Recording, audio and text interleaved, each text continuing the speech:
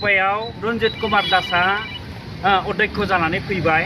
बे समनिफ्राय बिथाङा गिबियावनो जोंनि आरनायखौ बिथाङा बे बिधान सभानि सिङाव थानाय आरनायफोरखौ बोखारजोब्बाय आरो लोगोसे जिमान नेम प्लेटआव माने बर' रावजों लिरनाय दङमोन बेखौबो बोखाबाय आरो दिनै बे लुगुनि बर' भाषाखौबो बिथाङा बोखारनो थाखाय बा नाजागासिनो दङ बा सिद्धांत लादों।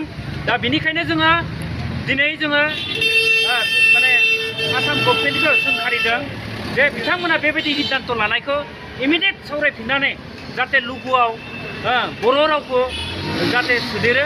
दा बिनि थाखाय जों खावलायदों आरो आदारवाइज जों बिनिफ्राय जों बुजिना मोनो बर' रायजो राजाफ्रा जों बिनिफ्राय बुजिना मोनदों जे आसाम गभर्नमेन्टआ बा आसामनि जि सभिनेसफोर बिथांमोना जे बर' रावखौ बा बर'फोरखौ जे मुगैयो, बर'फोरखौ जे बिथांमोना गादबनानै नासयनानै खोमसियाव दोननो नागिरो बिनिफ्राय जोङो फोरमान मोनो।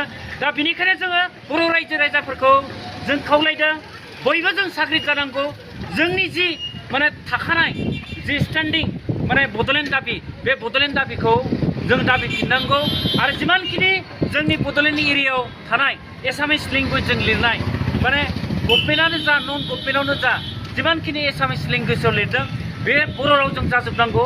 दा बेखौ जों खावलायदों गासिबो जाहाथे हारि माहारिनि आफादफोरा बिनि सायाव जाहाथे नोजोर लाखियो आरो जों बयबो मोनफ्रोम गुबुन गुबुन प्लेटफर्माव थादोंब्लाबो गुबुन गुबुन हान्जायाव थादोंब्लाबो बयबो मोनसेल' आवाज जानांगौ जोंनिया मा जोंनो सेपारेट नांगौ।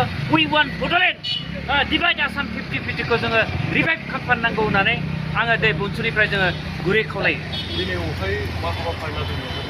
दिनै जोङो मैयानि जि निउस पर्टेलफोराव ओंखारनाय जे लुगुखौ बोखारनाय बे निउसखौ नुनानै जोंबो सानखांदों जोंनि रावखौ जोंनि माने रावखौ जुदि आसामाव जुदि गनायना लायाबा बा गनायाब्ला जोंबो बड'लेण्ड एरियायाव जोंबो गनाया होननानै दिनै जोङो मा बे दखान सहराव थानाय जे एसामिसजों लिरनाय बेखौ जोङो खोमोरदों आरो जोङो बेयावल' नङा गासै सारा जोंनि बिटिसिआव थानाय आरो बड'लेण्डआव थानाय गासिबो दखान सहर गभर्नमेन्ट नन गभर्नमेन्ट बिनि जि एसामिसाव लिरनाय बेखौ खोमोरनांगौ होननानै दिनै जों बे इन्सट्राक्सन हरनाय जादों।